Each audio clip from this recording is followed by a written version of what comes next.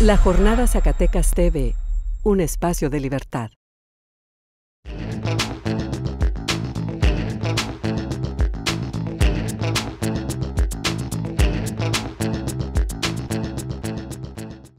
Bienvenidos a su programa Sinergia.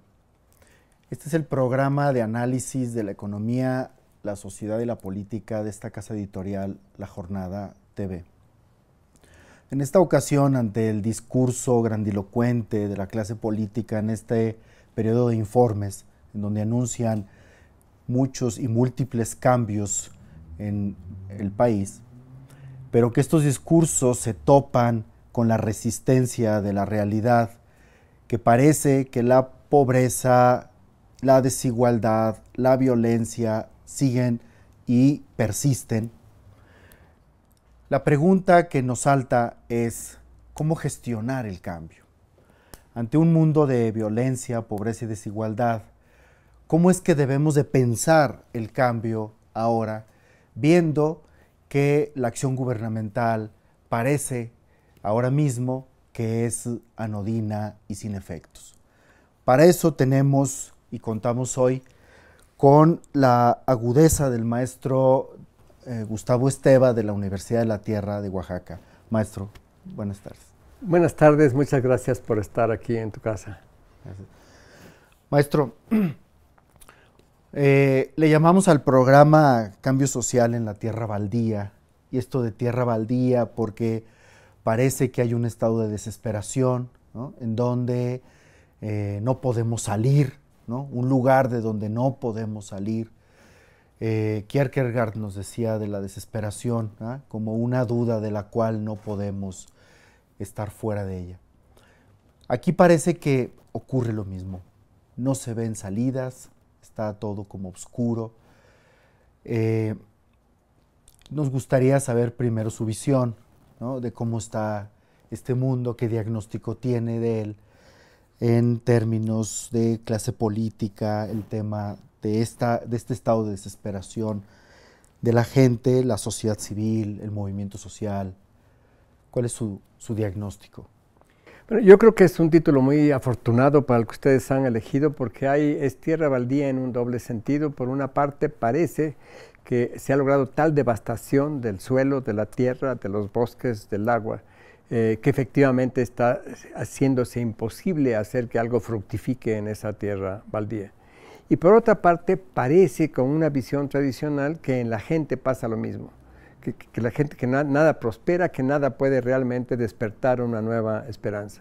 Yo creo que ahí lo primero que diría, y quizás vamos a poder platicar de esto más, es a dónde dirige uno la mirada. La mirada hacia arriba efectivamente es una tierra baldía. La mirada que vemos de esas clases políticas es que de ahí no va a salir nada, que no podemos tener ninguna esperanza si tenemos la mirada clavada hacia arriba. Pero que si empezamos a ver hacia abajo con otros ojos, si nos quitamos los anteojos del pasado, empezamos a descubrir una fuente muy rica de una gran esperanza.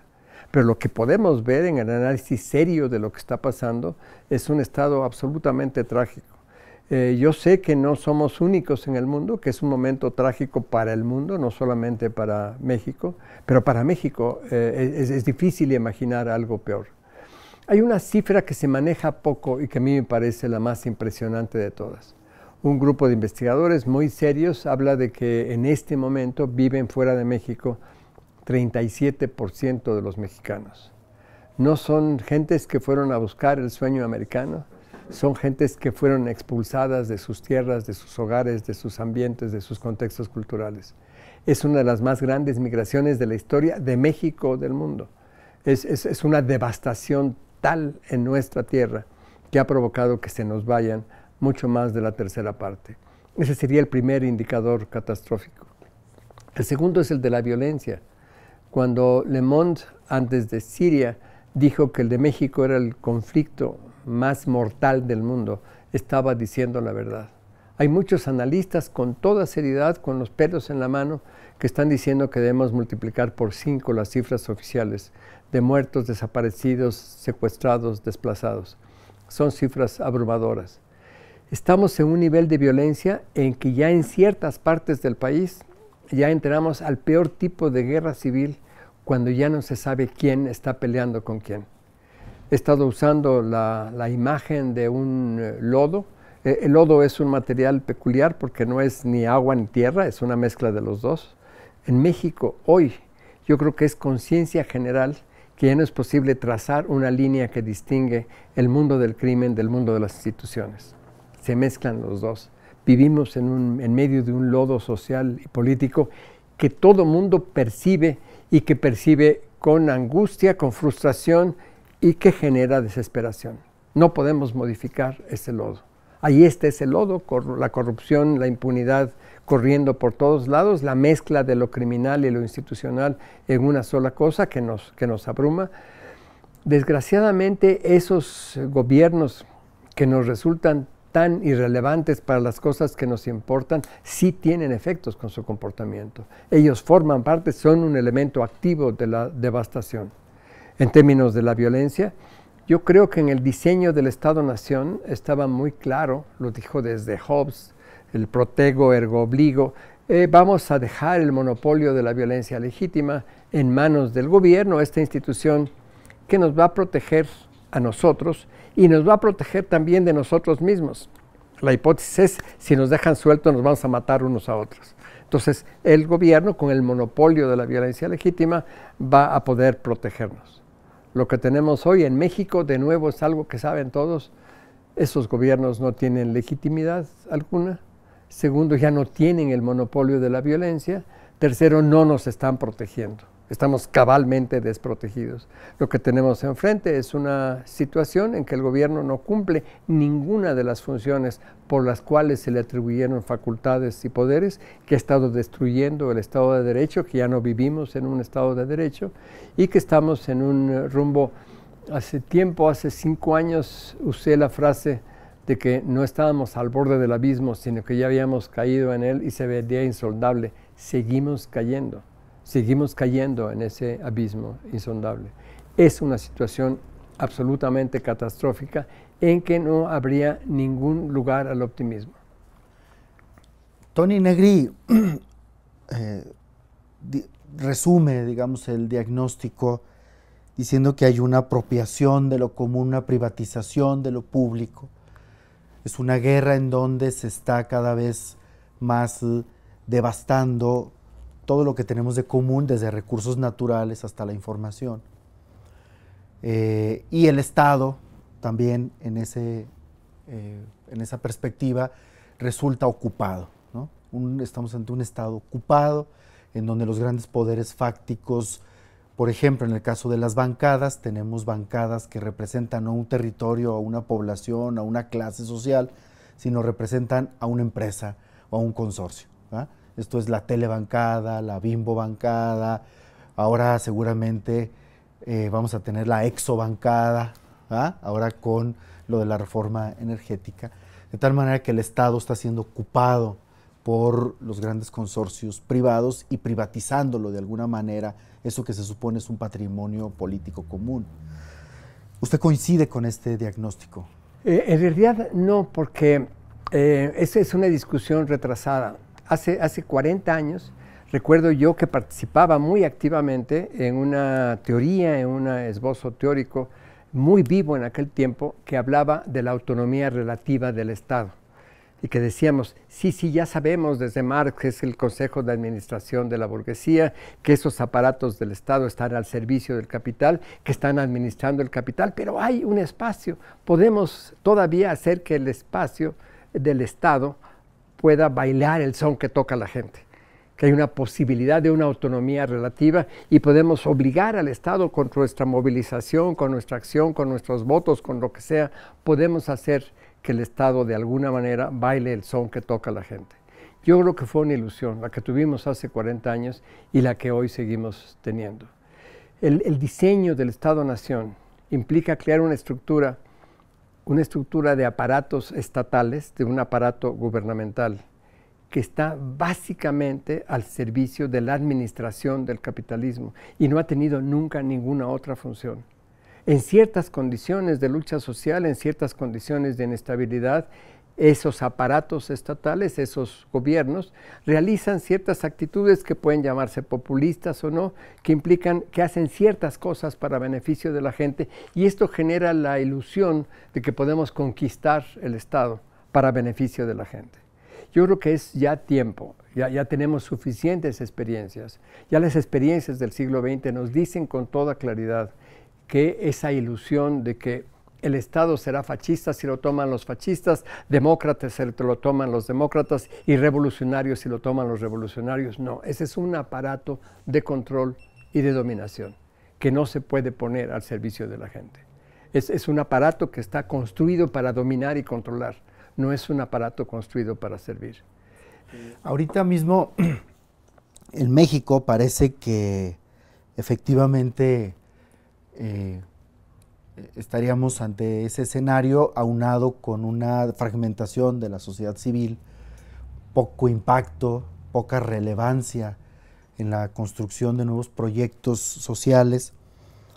Pero, ¿qué ocurre en este periodo de los últimos 10 años de América Latina, sobre todo en Sudamérica, en donde tenemos algunas experiencias post-neoliberales, específicamente Argentina, para poner un ejemplo, en menor medida, pero también de manera interesante Brasil, en donde parece que el Estado toma cierta autonomía de tal manera que permite, en el caso del Estado argentino, tener a lo menos dos cosas que observamos. Una es recuperar una política fiscal que llega al 30% de el equivalente a su Producto Interno Bruto, con lo cual le permite financiar educación, salud, ¿verdad? Y generar un estado de cosas tal que la disminución de su pobreza es sensible. En 8 años la disminución es muy importante. Ahorita tienen un 4% y también aumenta mucho su crecimiento económico. ¿Ah? Ahí tenemos, digamos, cómo podemos tener ahí en esa experiencia argentina y en otras que se han movido, Ecuador, Bolivia, se han movido sus indicadores relativos muy importantes, podemos tener ahí una fuente de esperanza, de decir, hay una especie de experiencia post-neoliberal en estos estados y los resultados han sido benéficos de acuerdo a los indicadores. No es nuestro tema lo de post-neoliberal, porque yo creo que lo que vivimos incluso en México o Colombia es también post-neoliberal, que las obsesiones neoliberales ya se agotaron y que uno de sus principales campeones, el Banco Mundial, ya está abogando contra eso, que consideró que fue una locura, que quiere decir que es el restablecimiento de las funciones del Estado, pero son funciones del Estado que siguen siendo para estar al servicio del capital y por una administración más sensata del capital. Lo que estamos viviendo hoy es básicamente el reconocimiento por parte del Banco Mundial y las grandes instituciones de que el capital librado a sus propias fuerzas es capaz de destruir la gallina de los huevos de oro y que es necesario que el Estado, como ha hecho siempre, no solo crea los mercados, sino los que tiene que administrar para proteger al capital de sus propios excesos. Y yo creo que lo que han hecho la señora Kirchner, o primero su marido, o el Lula y Dilma en Brasil, o el propio Estado de Venezuela, o Ecuador, o Bolivia, es que a pesar de que representan sin duda alguna ciertas ventajas sobre los esquemas más dictatoriales o salvajes o autoritarios, como el caso de México, que sin duda alguna yo preferiría tener a Dilma o Lula a tener a Peña o Calderón. Sin duda hay una diferencia, pero lo peligroso de esos casos es que generan la ilusión, es que podemos ir, nada más elegimos a otro, ponemos a otro ahí y las cosas cambian, y no cambia nada sustantivo. Porque de pronto vemos, ya se recuperó el Estado, ya expropiaron a los españoles, ya recuperaron el petróleo para Argentina. No, pues cambiaron nada más actor. Ahora van a ser chinos en lugar de ser españoles. Ahora se trata de que estos grandes dirigentes de izquierda se alían con el gran capital transnacional. Ahora resulta que estos están de nuevo ante los desastres causados por los capitalistas y por unos dirigentes absolutamente irresponsables y ciegos que estaban realmente matando a las gallinas de oro. Ahora son los dirigentes de izquierda los que se dedican a salvar la operación del capital. ¿Qué cosa está haciendo la señora Kirchner en relación con el campo argentino, que está siendo devastado y dedicado exclusivamente a una producción soyera con material transgénico, que está devastando el campo argentino? ¿Cómo está haciendo la señora Kirchner en relación con la sustancia real de la operación?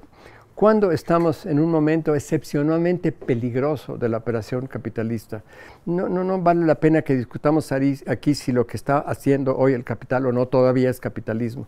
Pero lo que estamos viendo con toda claridad, y América Latina es el perfecto ejemplo, es que estamos con un capital que se dedica no a la reproducción de sus relaciones sociales, no a la contratación de trabajadores para extraerles plusvalor, sino que se dedican al despojo. Y para este despojo necesitan que el aparato estatal esté al servicio del despojo. Y esto está pasando en Argentina, en Bolivia, en Brasil o en Ecuador, porque están viéndose las contradicciones con los grupos que están resistiendo en serio al capital, que están resistiendo en serio el régimen de dominación. Lo que estamos tratando de mostrar, y los casos de los gobiernos progresistas de América Latina son aún mejores que los casos de México o Colombia, para mostrar que esos aparatos del Estado, como lo vio con toda claridad Marx nunca fue instrumentalista. Marx nunca pensó, podemos utilizar el instrumento del Estado para hacer la revolución. Él nunca se redujo su visión a este aspecto, pero es cierto que coqueteó con la idea de la toma del poder estatal. Pero el Marx que reflexiona, que observa lo que pasa en la Comuna de París, el Marx de la Guerra Civil en Francia, es el que dice, no, estos aparatos hay que desmantelarlos como están haciendo los comuneros en París. Frente a esos aparatos, todo lo que tenemos que hacer es desmantelarlos. Y yo siento que la fuente de esperanza no está en los Kirchners y las Dilmas y los Lulas de todo el continente. La esperanza está en la gente, esa mirada que no estamos viendo, la mirada que dirigimos hacia abajo. Donde hay una fuente enorme de esperanza es no unos cuantos, no unos millones, sino a nivel del planeta miles de millones, que en esta condición extrema, trágica del mundo, deciden tomar la vida en sus manos. Este es el momento que ya no ven hacia arriba, sino que se ven a sí mismos. Ahora mismo en el mundo tenemos un poquito más de 1.000 millones de migrantes. 1 de cada 7 habitantes de la Tierra es migrante. Zacatecas y México, bueno, México es el mayor país migrante del planeta. 12 millones de migrantes directos, ¿no? 30 indirectos. Pero esto de la mirada hacia abajo significa sociedad civil. Y lo que vemos en los diagnósticos de los estudios de sociedad civil es que está absolutamente fragmentada, con muy poca capacidad de acción, en muchos de sus casos dependiente de los propios recursos estatales.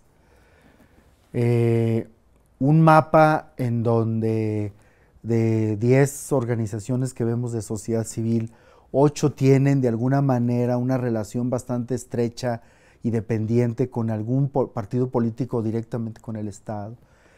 Esto es una sociedad civil no autónoma, ¿no? Que sería como el alma misma, ¿no? De la acción de la sociedad civil, de tal manera que no nos genera una luz, ¿verdad? O sea, vemos al Estado y vemos esa oscuridad de la que usted está hablando, pero luego volteamos hacia la sociedad civil y vemos fragmentación, falta de autonomía, dependencia, ese escenario. Entonces, volvemos a ver porque finalmente no vemos a la gente, porque finalmente seguimos utilizando nuestros anteojos que solo ven lo que los anteojos tienen, que no logramos traspasar lo que tienen los anteojos para ver qué está pasando en la realidad. Porque la categoría misma de sociedad civil tiene una pésima historia, muy enredada. El principal actor de la sociedad civil se dice es la empresa privada. Y entonces después de esta discusión, como se usó sociedad civil con otro sentido en los años 80, empezamos a usar la expresión para hablar de otra cosa. Cambiando. Pero estas otras cosas de que hablamos siguen siendo organizaciones de la manera tradicional, con la mirada puesta hacia arriba. ¿Y qué tratamos con las formas anteriores? Yo diría que una persona de clase media en Zacatecas, en la Ciudad de México o en cualquier parte del mundo, puede vivir como individuo aislado y no conectarse con ninguna organización porque recibe su sueldo y va y compra sus cosas. Una gente del pueblo, de lo que seguimos llamando pueblo, gentes de un grupo campesino, de un grupo de los que llamamos marginales urbanos, no puede vivir aislado, no puede vivir sin organización. Su única posibilidad de supervivencia es estar metido en una red sólida, en una red con un tejido social sólido que le permite la supervivencia.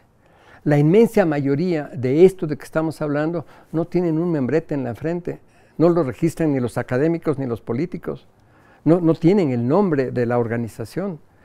Son gentes que sorprenden a los aparatos públicos porque llega desde tiempos de Salinas, llega el comité el funcionario de solidaridad y le dice, oye, sí, les voy a dar dinero, pero necesito un comité, con un comité del Pronasol que se llame, que tenga presidente, secretario y tesorero. Sí, señor, ahorita. Y 5 minutos después viene con presidente, secretario y tesorero. La organización ahí estaba, no tenía nombre, no tenía membrete. Se necesita para conseguir unos centavos, le ponemos y habilitamos a alguien como presidente, secretario y tesorero. Son organizaciones enormemente sólidas que están funcionando y que han encontrado que la mejor manera de que no los repriman o coopten o supriman de 1000 maneras es no tener nombre, no tener una figura que desde afuera pueda ser identificada por los académicos o por los políticos. Que muchos de ellos están obteniendo todavía algún recurso del Estado. Estamos hablando del planeta Tierra, no de Marte. Estamos hablando de que la nueva sociedad ahora, como en todos los demás casos, nace en el vientre de la vieja sociedad. Con los campesinos, con los marginales, hemos sabido cómo han aprendido por una experiencia muy dura a negociar y obtener algunos recursos, migajas del gobierno para su propia supervivencia, cómo ordeñar las instituciones sin ser ordeñados por ellas.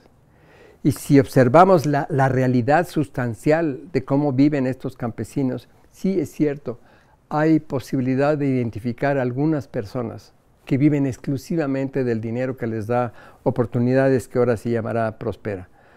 Hay quienes ya el gobierno, debemos pensar que estos programas diseñados por el Banco Mundial fueron diseñados con un propósito primero contrainsurgente, esa es la función principal. Por eso se utilizan tanto en Chiapas con los zapatistas, como una forma de destruir a los zapatistas. Pero además de un papel contrainsurgente, la función principal de estos programas, lo supo Lula mejor que nadie, es individualizar la pobreza. Estamos viendo a un grupo de pobres organizados, a un grupo de pobres que están construyendo una alternativa, una posibilidad de vida diferente. En la medida en que yo individualizo a los pobres y les pongo un letrero, para que tú puedas recibir el dinero de oportunidades, tienes que mandar a un trabajador social que identifica cómo vives y ya te llamas Juan Pérez, un individuo. Focalización. La focalización. Eres un individuo pobre al que te voy a alimentar y te voy a obligar a estar enchufado al sistema. Para que recibas ese dinero tienes que enseñarme la cartilla de salud y tienes que enseñarme el registro de tus hijos en la escuela. Te voy a tener enchufado al sistema como individuo, no como organización. Inclusive este Estado, donde hablábamos de la autonomía relativa, buena parte de los apoyos que se daban antes, se daban al ejido, a la comunidad, a la cooperativa, al grupo. Se estaba respaldando a un grupo. Los nuevos programas, diseño del Banco Mundial, individualizan para destruir ese tejido social. Claro, la focalización, justamente una de las políticas sociales contra la pobreza, después del derrumbe del llamado estado de bienestar, que trataría de universalizar los derechos, esto los focaliza y la focalización significa desintegración del tejido. Individualizar. Ahora, ahí nos metemos en dos asuntos que me gustaría saber su visión. Uno es exactamente, la pobreza sobrevive en medio de la cooperación. O sea, la cooperación entre unos y otros, ¿ah?, es una estrategia de sobrevivencia. Incluso hay estudios empíricos muy interesantes de cómo se da esta cooperación. En las villas miseria de Argentina, ¿no?, hay unos estudios maravillosos sobre eso. El asunto es que justamente esas estructuras de cooperación son de donde finalmente se nutre el ejército de clientes del Estado y de sus facciones, ¿verdad? Esto es, el PRI tiene sus ejércitos de votantes y de los que están sosteniendo su aparato de votantes, justamente de esas franjas de la población, aprovechando esas estructuras de cooperación de los pobres. Por un lado, y por el otro, en donde la fragmentación que generan estas políticas focalizadas han destruido la acción colectiva.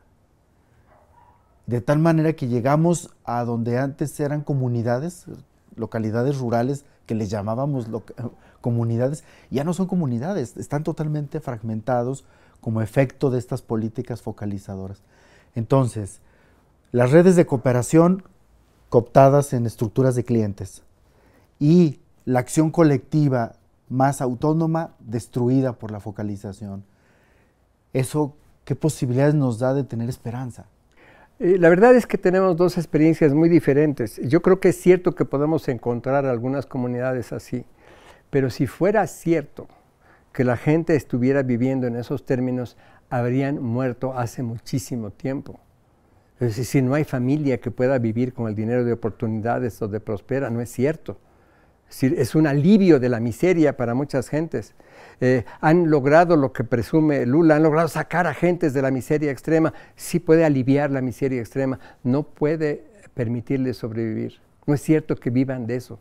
No es cierto que la gente en este país pueda colgarse de lo que les da el Estado. No, sí, los diputados sí, los senadores sí, los funcionarios sí, pero no la gente de la que estamos hablando. Claro, no, pero lo que nos estamos refiriendo es que esa circunstancia evita la gestión del cambio de estructuras sociales. Lo que pasa es que qué gestión del cambio de estructuras sociales, lo que la gente ya se dio cuenta. Yo creo que se ha dado cuenta siempre. Hace unos días decía que Porfirio Díaz no tuvo razón hace 100 años, ni tiene razón ahora. En los habitantes de este país no creemos, no tenemos la principal institución democrática, no creemos que elegimos libremente a los gobernantes y mucho menos creemos que ellos nos representan. Entonces, una cosa es que yo negocie para que si llegan al pueblo, pues voy a negociar con este candidato que me den mi agua potable o que me den mis oportunidades, y otra cosa es que yo crea en ellos. La gestión en la que estamos hablando no es una gestión para cambiarlos, para que ellos se sustituyan. Es una gestión, si vamos al fondo, es para cambiar el régimen económico y el régimen político. Es decir, es la gestión que están haciendo millones de personas en este país y en otros, es para no tener relaciones sociales de explotación, es decir, es más allá de la explotación capitalista, y no tener un régimen de dominación y control como el del Estado, no de conquistar el Estado. No de poner en lugar de este tarugo que me está suprimiendo, despojando o explotando, no poner a otro que me promete más cosas que él, sino ya olvidarme de todos ellos y dedicarme a crear desde abajo otro tipo de organización, otro tipo de país sin jerarquía, sin dominación, sin explotación. Eso es lo que están haciendo. La capacidad de agencia de la propia gente. Y esa es la que es la fuente de esperanza. Y esa capacidad de agencia, que puede ser seguramente desde lo local, pero esa capacidad de agencia, ¿cómo crearla? ¿Cómo detonarla en esta circunstancia de la que estamos hablando? No nos preocupemos, no hace falta, no necesitamos activistas que vayan a detonar esa capacidad de agencia. Eso lo están haciendo hoy miles de millones de personas y muchas decenas de millones en nuestro país. Yo diría en términos de las cifras precisas, esos pequeños campesinos ineficientes, esos desposeídos, esos despojados que siguen siendo despojados, son los que alimentan al 70% de la población del mundo. El gran agronegocio, el que nos destruye, el que nos destroza, el que está controlando los recursos alimentarios, el que produce 1.000 millones de gentes con hambre, ese está alimentando solamente al 30% de la población. El sistema de salud está totalmente destrozado, está enfermándonos. Ningún país, y desde luego no México, van a poder pagar las facturas de educación y de salud. Se está hablando de privatización de la educación. Desde luego la reforma educativa no fue una reforma educativa, fue una reforma laboral para quitarle sus derechos a los maestros. Pero no hay ninguna posibilidad de que el Estado mexicano, de que este país siga pagando la factura de la educación. No está privatizándola. No es que los que sacan de la educación pública los va a educar la corporación privada, no es cierto, no los va a atender nadie. Ese millón de rechazados del sistema de la educación superior no los va a captar la Universidad Iberoamericana o el TEC. No los va a atender nadie, no va a haber sistema educativo para la gente. Eso es lo que se está haciendo y está pasando igual en salud.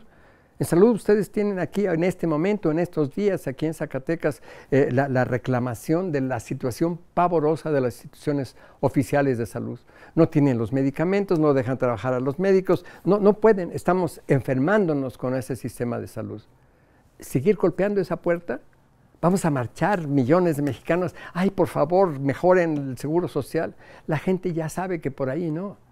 Y hay millones de mexicanos y millones en todo el mundo que están buscando formas de sanación. Algunas recuperan cosas tradicionales que se habían estúpidamente abandonado. Otras son enriquecimiento contemporáneo, pero son formas de sanación más allá del sistema de salud. Y lo mismo podríamos decir de la educación. No va a haber educación para todos nunca. El deterioro de las instituciones educativas a todos los niveles va a ser cada vez más agudo. El reto para cualquier gobierno en el mundo hoy es cómo desmantelo el sistema de educación y salud sin que la gente se me levante, sin que la gente me corra. Pero es lo que están haciendo, y lo están haciendo cada vez más disimuladamente. Esa no es necesariamente mala noticia. Es que todas estas instituciones estaban reproduciendo el sistema. Si nosotros en lugar de tocar esas puertas nos venimos, bueno, ¿cómo vamos a sanar en mejores términos? ¿Cómo vamos a poder tener una vida sana? ¿Cómo vamos a poder aprender con autonomía? ¿Cómo vamos a generar nuestros propios centros de producción de conocimiento y de verdad? Si nos hacemos estas preguntas y abrimos otros ojos sin los anteojos viejos, podemos ver al hombre común, al hombre ordinario, a hombres y mujeres ordinarios que están poco a poco retomando la vida en sus manos. No han logrado cambiar la situación, pues claro, se les sigue el despojo con la policía, el ejército, los criminales, pero están resistiendo. Y su resistencia está convirtiéndose ya hoy en lucha de liberación. Pero no la vemos porque esperamos la toma de la Bastilla y del Palacio de Invierno, porque queremos que salgan las marchas y que ya lograron elegir a nuestro candidato. No están por eso. No están para recuperar algunas de nuestras viejas ilusiones. Están para crear un nuevo mundo, una nueva sociedad que ya tenemos frente a nuestros ojos. He estado usando estos días aquí en Zacatecas una frase que a mí me impresiona mucho. Los primeros burgueses y proletarios murieron sin saber que lo eran. Ya habían creado el capitalismo, ya tenían relaciones sociales de producción capitalistas, pero seguían pensando en el baile de la corte y en la monarquía y en el feudalismo, cuando ya el sistema estaba, el suyo, el que pensaban, ya se estaba muriendo y no veían el nuevo que había nacido. No podemos darnos ese lujo.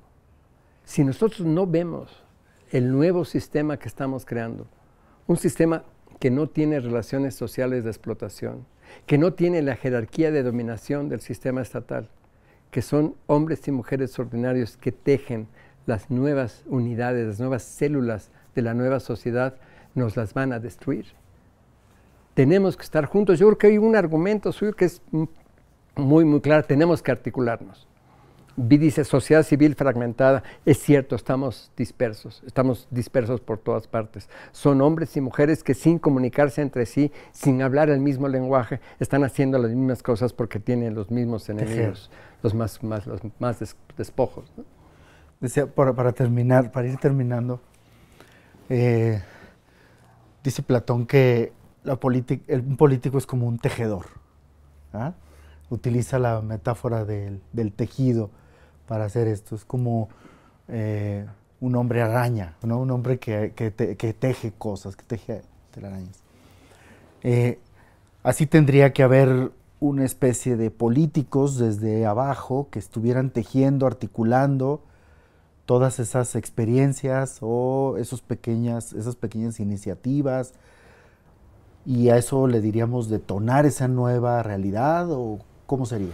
Cuando se hacen las verdaderas revoluciones, las que cambian de sustancia la realidad en el mundo, no es por Robespierre y Marat, no es porque hubo un gran líder que tomó la Bastilla, es porque la gente cambió su mentalidad y cambió su práctica. Esos son los políticos de hoy, los políticos que allí abajo están haciendo estos tejidos, retejiendo el tejido social cuando estuvo destruido. Yo diría, hay una forma de decirlo que precisa, le llamamos localización, a lo que es a la vez alternativa al localismo y a la globalización. Estamos diciendo, el localismo es, para defenderse las comunidades se refugiaron. Sí, el localismo es, me protejo contra los colonizadores, contra el desarrollo, contra el capital, y me vuelvo localista y me encierro y me friego. Es una forma de destrucción. Ya se dieron cuenta que por allí, esos localismos no tienen ninguna posibilidad en esta era actual. Pero sabemos lo que pasa con la globalización, que no nuestros llamamos localización a eso que está haciendo la gente en el centro de la Ciudad de México, en el monstruo de 25 millones o en un poblado aislado. Es afirmarme más que nunca en mis propias raíces, en mi propio espacio, localizarme y al mismo tiempo, en la misma operación, abrirme a otros como yo. Lo que estamos viendo es los amplísimos frentes y coaliciones, muchos de ellos no formalizados, para que cuando se meten contigo, ahí estoy yo. Y esto se da aquí o se da en Estados Unidos. ¿Cuánta gente está yendo hoy para ver lo de Ferguson? Para ver este ataque racista. Cada vez que pasa aquí la defensa del territorio de una minera, inmediatamente hay movilización por todas partes, porque están horizontalmente relacionados.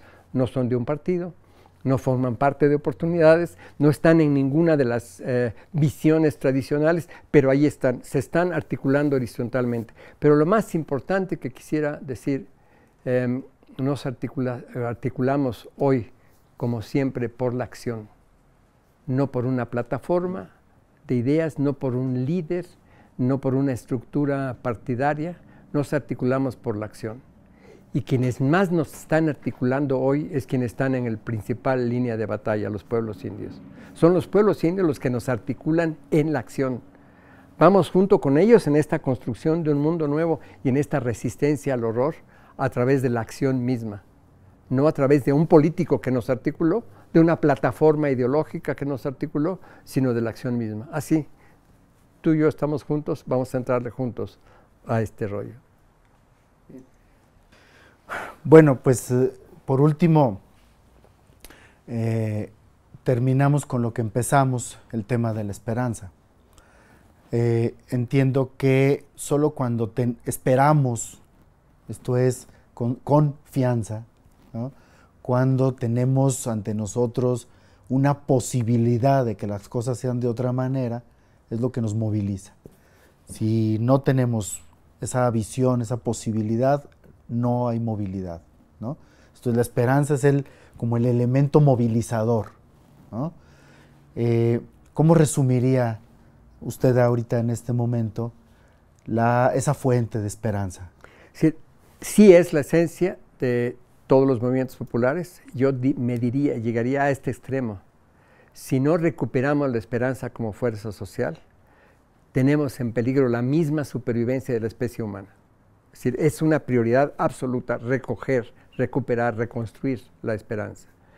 Creo que tenemos que estar muy conscientes que no hay ningún lugar al optimismo, es decir, que es un estado de ánimo. Todos los caminos que tenemos enfrente son muy difíciles, va a haber mucha violencia, va a seguir la devastación. Pero la fuente de esperanza, mucha que tenemos, que es inspiración cotidiana para nosotros, es la esperanza de la gente misma. Los hombres y mujeres ordinarios.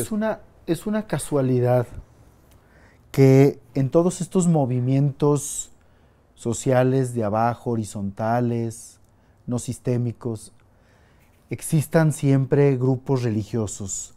Hay una especie de renacimiento del sentido de lo sagrado en esto político. Yo diría, hay un renacimiento espiritual que yo no lo pondría como religioso. Es un hecho que las iglesias aprovechan esto y que tienen bastante éxito en momentos tan difíciles como los actuales, cuando se caen todas las verdades y cuando hay una creciente incertidumbre, cuando la gente está muy nerviosa de lo que va a pasar, se recuperan los fundamentalismos. Hay fundamentalismos peligrosísimos cundiendo por el mundo, inclusive en México. Es cierto que hay aumentos de las religiosidades. Pero yo diría, este renacimiento que me da mucha esperanza es un renacimiento de lo espiritual que no es lo religioso, que es una dimensión más profunda. Como que despierta lo sagrado en relación con lo Ustedes político. tienen aquí cerquita la lucha por los espacios sagrados de los Virárikas. Estamos hablando de la recuperación de lo sagrado, que no es la religión, Claro. que no es un aspecto religioso. Sí, no es formal, no es una institución. No es una institución y un ministro y su papa y todo lo demás. Es una recuperación de una dimensión sagrada profunda de la propia gente. ¿Qué se da? Lo mismo entre los pueblos indios, como también en muchas gentes de la ciudad, muchas gentes muy ilustradas y hasta científicos que de pronto sienten que todo eso es faramayas frente a esta dimensión más profunda de lo espiritual. Claro. Lo sagrado ante el despojo. Exacto. Bien. Con esto damos por concluida esta conversación con el maestro Gustavo Esteva. Esperemos que lo haga pensar y contribuya a su esperanza y movilización. Hasta luego.